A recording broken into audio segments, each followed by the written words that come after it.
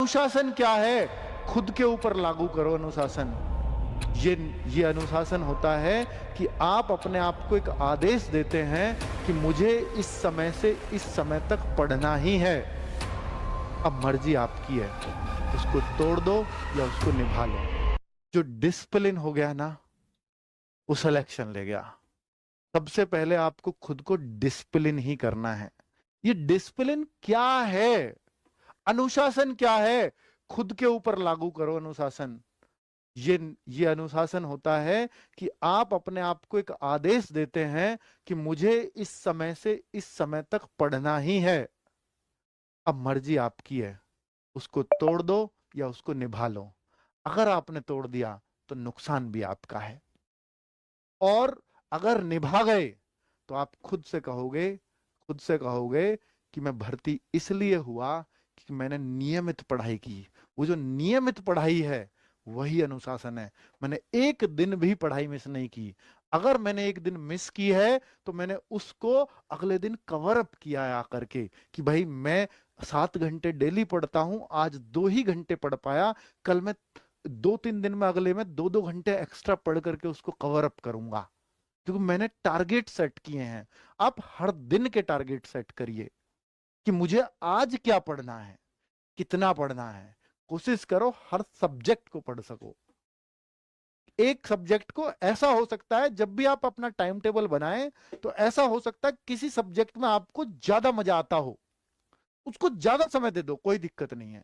आज 2-3 घंटे गए मैथ्स पे क्योंकि मजा आ रहा था, तो बाकियों को थोड़ा थोड़ा कम समय दे दो, कोई दिक्कत नहीं है। किस दिन रीजनिंग में मजा आएगा तो मैथ को थोड़ा दिया, रीजनिंग को ज्यादा दे दिया, कोई बात नहीं है। बच्चों, ये भी कभी समय देख करके मत पढ़ो कि मुझे 12 बजे तक रीजनिंग पढ़नी है, 12 तक मैथ ही पढ़ना है। नहीं, मजा आ रहा है तो पढ़ो, 1 बज जाए भले ही। आज का मुझे पता है कि मेरा दूसरा वाला सब्जेक्ट था, उसका टाइम मैं खा गया, कोई बात नहीं, इसको थोड़ी देर पढ़ लूंगा, लेकिन कल इसमें मजा आएगा, थोड़ा इसका कम कर लूंगा। बच्चों, जब मजा क्या होता है, मैं इसको बोल रहा हूं कि आप पढ़ाई में रस ले रहे हो, और जब आप उसमें रस ले रहे हो ना, तब सबसे ज्यादा सीखते हो।